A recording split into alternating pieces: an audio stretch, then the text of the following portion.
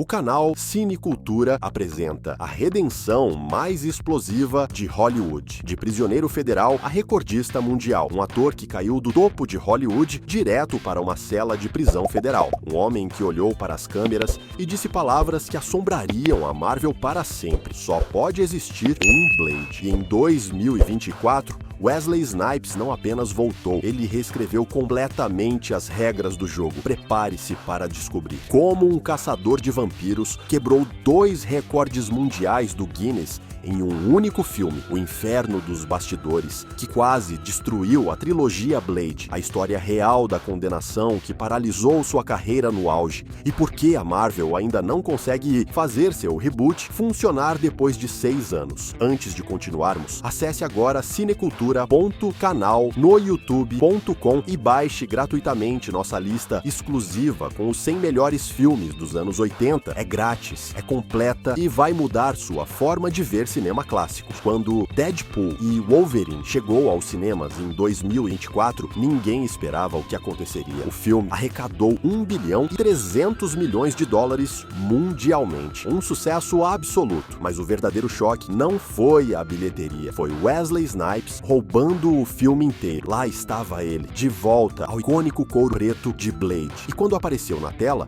os cinemas explodiram. Aplausos, gritos, emoção pura. E então ele disse aquela frase que se tornou viral instantaneamente. Só pode existir um Blade. Uma pancada direta na Marvel Studios. Uma declaração de guerra silenciosa. Enquanto Snipes quebrava recordes, o reboot do Blade, com Mahershala Ali, estava preso no purgatório há 6 anos, anunciado com pompas em 2019, sem data de lançamento, sem diretor, sem esperança. A Marvel removeu o filme do calendário em outubro de 2024, completamente. Em agosto de 2024, o Guinness World Records confirmou oficialmente: Wesley Snipes agora detém 2 títulos mundiais. Primeiro, a carreira mais longa como personagem Marvel em live action. Ele superou o Hugh Jackman, que era o antigo recordista. Segundo, o maior intervalo entre aparições em filmes Marvel, 25 anos e 340 dias. 25 anos. Pense nisso. Entre Blade, de 1998, e sua participação em Deadpool e Wolverine, em 2024. Uma vida inteira separando essas 2 aparições. E ele ainda tinha o fôlego, a presença,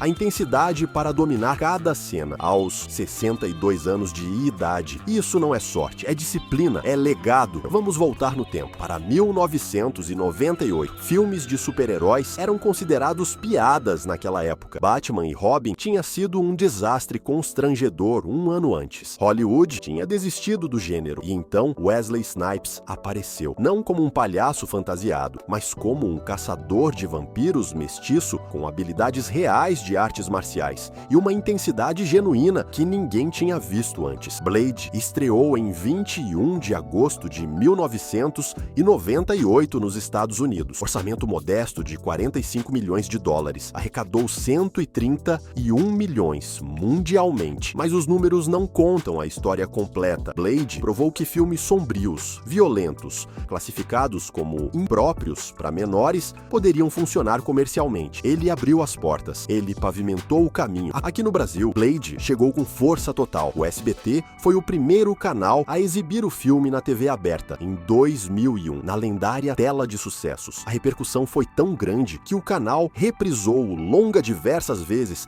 até 2009. Wesley Snipes se tornou um ícone de ação para toda uma geração de brasileiros. Aquelas cenas de luta, aquele couro preto, aquela espada de prata cortando vampiros, era impossível não se viciar. E então veio Blade 2 em 2002, dirigido por Guillermo del Toro. Orçamento de 54 milhões. Arrecadação mundial de 155 milhões de dólares. Críticos e fãs concordam até hoje. Foi o melhor da trilogia. Muitos especialistas acreditam a trilogia Blade por manter a Marvel viva tempo suficiente para lançar o MCU. Sem Snipes cortando vampiros em velocidade hipnótica, talvez não não houvesse Homem de Ferro em 2008. Então, 2004 aconteceu e tudo desmoronou. Blade Trinity deveria ser a conclusão épica da trilogia. Ryan Reynolds e Jessica Biel entraram para o elenco, mas os bastidores se tornaram um pesadelo lendário. Segundo relatos de Patton Oswalt e outros membros da equipe, Wesley Snipes foi full method actor. Ele se recusou a quebrar o personagem mesmo fora das câmeras. Passava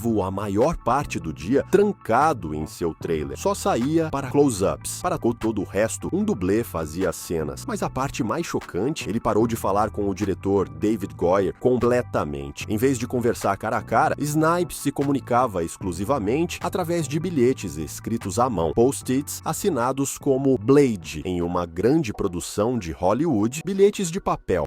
A situação escalou rapidamente com Ryan Reynolds. Segundo executivos anônimos do set, Snipes se referia a Reynolds com termos raciais depreciativos. Dizia coisas como: diga aquele branquelo para sair da minha linha de visão. Reynolds estava performando ao lado de alguém que se recusava a reconhecer sua existência. Muitas das piadas improvisadas mais engraçadas de Reynolds no filme vieram de frustração genuína. Tem uma cena onde ele diz: ele me odeia, não é? Aquilo não foi roteiro, foi Reynolds comentando sobre sua relação real com Snipes. Rumores circularam que Snipes teria tentado estrangular o diretor David Goyer. Snipes nega firmemente. Ele aponta uma verdade dura. Um homem negro agredindo um diretor branco resultaria absolutamente em prisão imediata. A produção inteira se tornou um pesadelo que resultou em um filme medíocre, mas aquilo não foi nada comparado ao que veio a seguir. Se você é realmente fã de Wesley Snipes e da trilogia Blade, escreva agora: só existe um Blade, nos comentários abaixo. Enquanto estava no auge da carreira, algo sinistro estava acontecendo com as finanças de Wesley Snipes. Ele havia colocado sua confiança em consultores financeiros, pessoas que o alimentavam com teorias bizarras sobre tributação. Um desses consultores era Kenneth Starr, que mais tarde seria exposto como um fraudador massivo com conexões com Bernie Madoff. Eles convenceram Snipes de que ele não devia imposto de renda federal. Usaram o chamado Argumento 861, uma teoria marginal que afirma que cidadãos americanos só podem ser tributados sobre rendimentos estrangeiros. É pura besteira, rejeitado por todos os tribunais, mas soava convincente na época. E Snipes parou de declarar imposto de renda de 1999 até 2004. Durante esse período, ele ganhou aproximadamente 37 milhões de dólares. Ele até entrou com declarações retificadoras fraudulentas, alegando que o governo devia a ele 12 milhões em restituição. Quando a Receita Federal Americana veio cobrar, Snipes dobrou a aposta. Ele enviou cartas ameaçadoras, alegando que o IRS era uma organização terrorista ilegítima. Declarou-se um alienígena não residente. Apesar de ter nascido na Flórida, transferiu ativos para um Pure Trust, alegando que não era mais dono do próprio dinheiro. Cada movimento piorava exponencialmente a situação. Em outubro de 2006, promotores federais o acusaram de conspiração para fraudar os Estados Unidos, apresentação de declarações falsas e 6 acusações de não declarar impostos. Se condenado em todas as acusações, enfrentaria 16 anos de prisão. O julgamento se tornou uma sensação na mídia.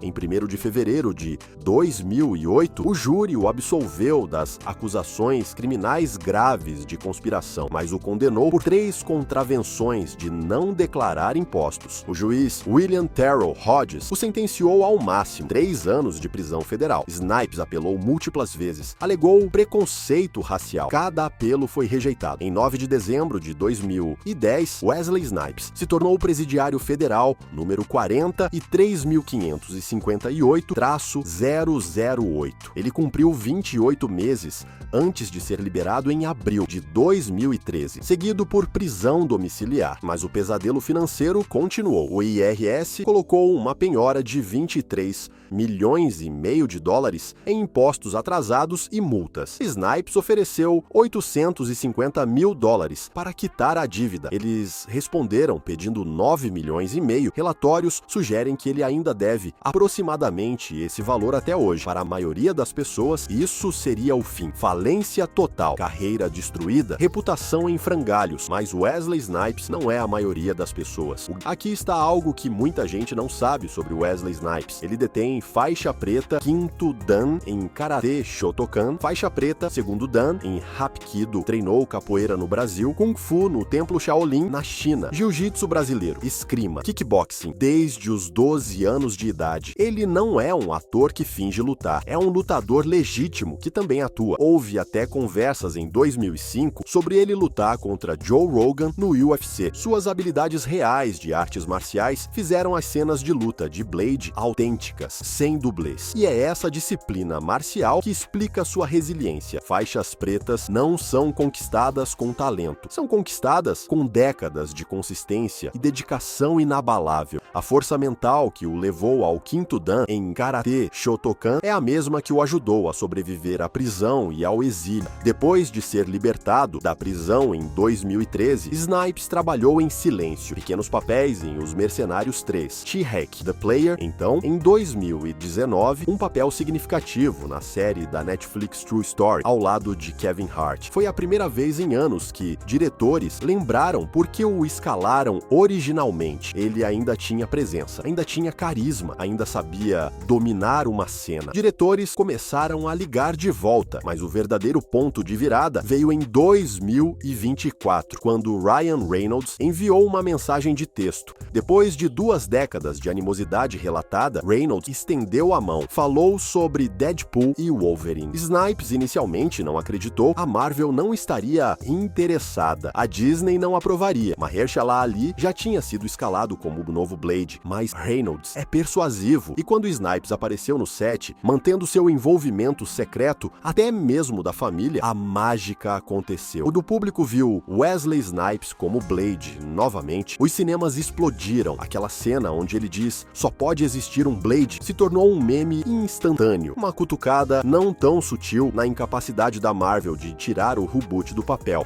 O Guinness confirmou que ele agora detém recordes de carreira mais longa como personagem Marvel e maior intervalo entre aparições, 25 anos e 340 dias. O sucesso massivo do filme, 1 bilhão e 300 milhões de dólares, desencadeou especulação intensa. Fontes da indústria como Daniel Richtman reportam que Snipes pode aparecer em múltiplos projetos não revelados do MCU. Vingadores, Guerras Secretas e Juízo Final são candidatos prováveis. Pense logicamente. A Marvel trouxe de volta Tobey Maguire e Andrew Garfield como Homem-Aranha. Por que não trariam de volta o personagem Marvel mais icônico da era Fox, especialmente quando o projeto atual do Blade está mais morto que os vampiros que ele caça? O Blade que não sai do papel. Mahershala Ali, vencedor de 2 Oscars, expressou frustração na premiere de Jurassic World Rebirth. Quando perguntado sobre quando as filmagens começariam, sua resposta foi direta: liga pra Marvel, estou pronto, deixa eles saberem que estou pronto. Isso não é confiança, é cansaço de um ator que assinou em 2019 e aqui estamos em 2025 sem nada. David S. Goyer, que escreveu a trilogia original, recentemente admitiu estar perplexo com a incapacidade da Marvel de resolver a história. Um caçador de vampiros caçando vampiros deveria ser simples, ele disse. 6 roteiristas, 2 diretores desistiram. Deveria estrear em 2023, depois 2024, depois novembro de 2025, até a Marvel arrancar completamente do calendário em outubro de 2024. A ironia é linda. A Marvel Studios, mestre do universo compartilhado, não consegue resolver Blade. Enquanto isso, Wesley Snipes aparece por talvez 10 minutos em Deadpool e Wolverine e rouba tudo. Ele não precisou de histórias de origem complexas, não precisou de preparações para sequências, ele só precisou ser Blade. O que torna a história de Snipes tão fascinante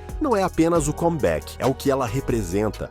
Um homem que tinha tudo, perdeu tudo, cumpriu prisão federal, enfrentou ruína financeira e reputação destruída e encontrou um caminho de volta através de puro talento e resiliência. Quando as pessoas pensam em Blade, pensam em Wesley Snipes. Nenhum recast pode mudar essa verdade fundamental. A conversa mudou dramaticamente. Antes de Deadpool e Wolverine, mencionar Snipes significava referenciar sonegação fiscal ou o desastre de Trinity. Agora, esses são notas de rodapé em uma história maior sobre resiliência. Fãs jovens o descobrindo através da participação especial, assistindo a trilogia original, percebendo o que perderam. Redes sociais argumentam que ele é o melhor casting de quadrinhos de todos os tempos, que ele abriu caminho para todo super-herói negro que veio depois. Wesley Snipes representa algo maior sobre punição e redenção na cultura americana. Alguém que cumpriu prisão federal pode realmente ser recebido de volta? Erros do passado podem ser reconhecidos sem se tornarem manchas permanentes? A resposta parece ser sim. Sua condição física aos 62 anos permanece impressionante. Enquanto muitas estrelas de ação da idade dele dependem de dublês, Snipes mantém o regime de treinamento que estabeleceu quando adolescente. Aquela faixa preta, quinto dan, exigiu décadas de dedicação consistente. A dureza mental que conquistou essas faixas o ajudou a sobreviver à prisão e ao exílio. Pessoas da indústria que trabalharam com Snipes recentemente descrevem um homem transformado. O ator supostamente difícil de Trinity se foi. No lugar está alguém preparado, profissional e grato. Se essa mudança veio da prisão, da humildade através do sofrimento ou simplesmente de envelhecer e ganhar perspectiva, diretores querem trabalhar com ele novamente. Apesar do comeback, Snipes ainda deve à Receita Federal aproximadamente 9 milhões e meio de dólares. Essa dívida gigantesca molda cada decisão profissional. Ele precisa trabalhar para a sobrevivência econômica, não apenas realização criativa. Cada salário vai parcialmente para quitar obrigações fiscais de décadas. É um fardo que esmagaria a maioria das pessoas. Wesley Snipes já venceu, não conquistando Hollywood ou alcançando vindicação final, mas ao recuperar sua narrativa. Ele não é mais definido pelos piores momentos. Sonegação fiscal é contexto, não manchete. O drama de Trinity é nota de rodapé, não legado. Ele é o cara que voltou, quebrou recordes, lembrou a todos porque importava. Algumas histórias exigem ser contadas até o fim, e essa é uma delas. Wesley Snipes